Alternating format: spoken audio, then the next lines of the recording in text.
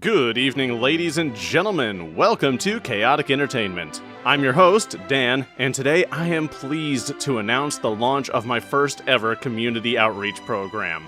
Only instead of a program, it's more like an institution. The Chaotic Prison for Bad People was founded in 2023 by the world's greatest and most humble humanitarian, myself. I've never played Prison Architect, but I do have a lot of experience holding people against their will. Dan, can I leave the editing dungeon yet?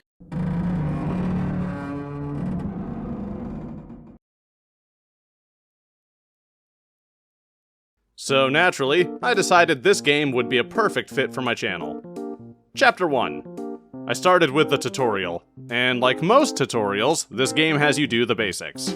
Make a room, watch a guy overdose, and build a zappy chair. That last one is very crucial. At the Chaotic Prison for Bad People, we specialize in rehabilitating people I deem unfit for society. Electric chairs are great because they permanently correct bad behavior. Electroshock therapy is completely safe and humane. So turning the dial to 11 can only be a good thing.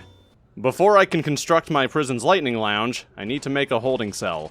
At the CPBP, we believe making people sleep next to the thing that's about to kill them is a great way to encourage character growth. We don't call it negative reinforcement, mostly because that sounds bad. My investors don't like that term, it really hurts public relations. No, instead, we like to call it positive action. Act positively, or I'll fucking electrocute you to death in front of a live studio audience. We also make sure that everyone else has to watch us build it. You know, to discourage acting out. Also, while we're talking about motivation, look how slow these fuckers build. Genuinely the slowest construction workers I've ever seen. And I should know, I live in New England. Construction on my road started 238 years ago, and my fucking street still looks like this. Am I allowed to show this uncensored? I know this is without using the speed up tool, but good lord. You guys are slower than my graduating class. That's impressive.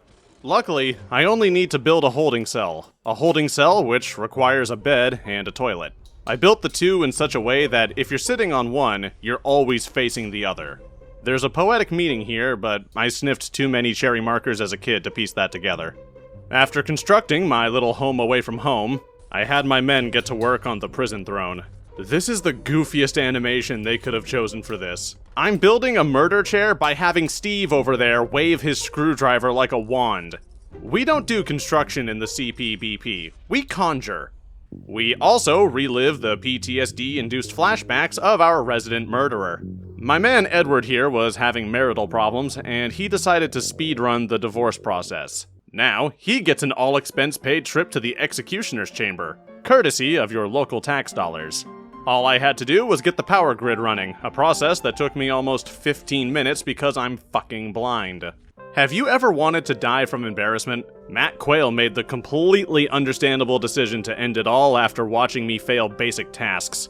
On the one hand, that's very hurtful, Matt. On the other, that's one hell of a way to skip the last 11 years of your sentence. And we support good time management in this channel. After setting up my grid, the CEO decided we needed a test run for the chair. The amount of electricity this thing draws actually shorted my entire goddamn prison grid. But that's fine. We have people on hand who can stab the electrical equipment with screwdrivers until everything's fixed. Engineering. It's great. With all of that settled, I finally got to watch Edward walk down the aisle and take the best seat in the prison. The lever was thrown, and our little man graduated from convict to hazardous waste. And that was the first chapter. Chapter 2. Chapter 2 starts like all of my stories start, a prison fire. I expertly sent in the fire teams to put out the flames. Expertly. I was really worried that you guys might work faster than my construction crew, but thank goodness that's not the case. Also, I'd really like to thank the person who started this fire for their community service. You know, seeing as how this specimen of humanity got caught in it. I escorted him to my medical facility, which apparently doesn't have doctors. Amazing. Let me just snag a few doctors for my infirmary. You know, the one that looks, like that. I don't know why it looks like that. I have several hundred hours in RimWorld that tell me this man is absolutely going to die in there. That sanitation rating is well into the goddamn negatives. Also, I have more plot. I don't really know what's going on with these two yet. That is some sexual tension if I've ever seen it. It turns out that this man was some type of crime boss. He's got a real way with words, you know? Absolute poet, total charmer, that one. We'll circle back to these guys in a minute. I assigned some guards, eventually, and then I had to set up the new dining areas. Apparently you can't use a kitchen if it's just a big patch of scorched earth and broken dreams. My childhood says otherwise, but fair enough. Also, it's a really good thing that this game just vomits money all over you at the start of this campaign because appliances are fucking expensive. Paradox, guys, listen. I play video games to escape the crushing realities of life. I'm a millennial. Home ownership is a distant dream for people my age. We don't get houses, and even if I did get my hands on a piece of property, I sure as shit won't be able to afford to furnish it. I can afford like maybe 2 folding chairs and a bed for Tippy. Only for Tippy. My wife and I get to sleep on the welcome mat. Also, I did not realize just how involved setting things up is in this game. It's not enough to have the appliances or the electricity, I have to rig up the goddamn water lines for this jail. And while I'm trying to build things, my prisoners are ODing like clockwork. The confines of a jail cell and the removal from society is apparently no match for the strength of prison narcotics. You know, the kind you smuggle in through the prison wallet. While my workers checked off my Toto list, the CEO called to let me know they found some angel dust in the potatoes. He seems angry, and I can't really imagine why. There's a free 10 grand in that crate at least just waiting to be snorted. We also got some more exposition. Remember the guy I electrocuted? The one whose name I've already forgotten? Apparently the guy he shot was a member of the crime family. And for some reason, Mr. Palermo decided to bring a gym bag full of cocaine to sex night. My man got his nose dry, his dick wet, and most of his family either killed or incarcerated. What an absolute fucking lad. Anyway, my prisoners are hungry and my kitchen is very flammable, it would seem. Mr. CEO guy demanded I fix that before I could advance the plot. There are a lot of things on that chart, and I'm not gonna lie, all those bars and colors kinda scare me.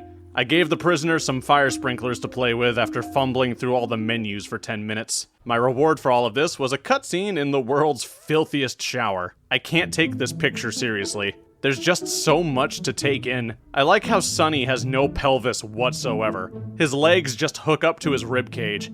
And despite this, he somehow has a girthy front butt.